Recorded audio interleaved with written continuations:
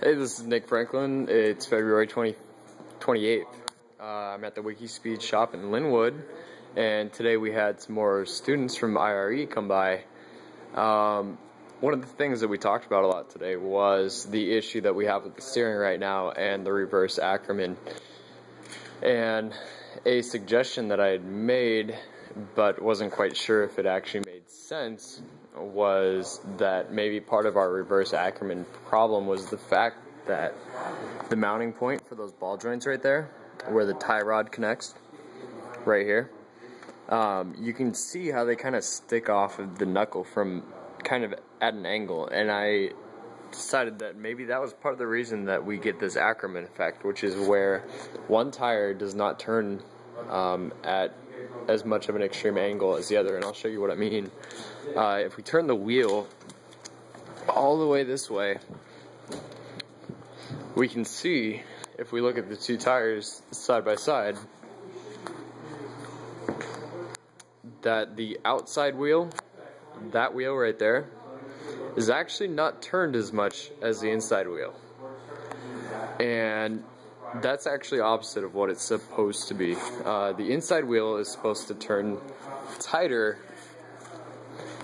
to create a smaller turning radius, because the inside wheel doesn't have to travel as far as the outside wheel when a vehicle turns. But what we have here, if you look at the direction that these wheels would go if they were to move forward, is this outside wheel would actually take a smaller circle and the inside wheel would take a further circle. And that's a problem that creates problems with our steering.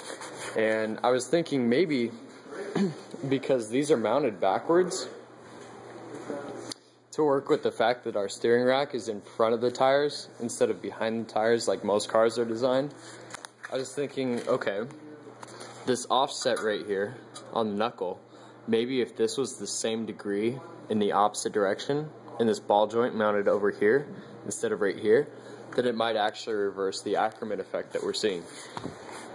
I wasn't positive, and it really helps me out to see things physically. So I created this this little mock-up little diagram right here to see if my hypothesis was true. And basically you can see we've got 3 holes from where we tried poking these pins. And basically this represents our steering rack, and these are our tires.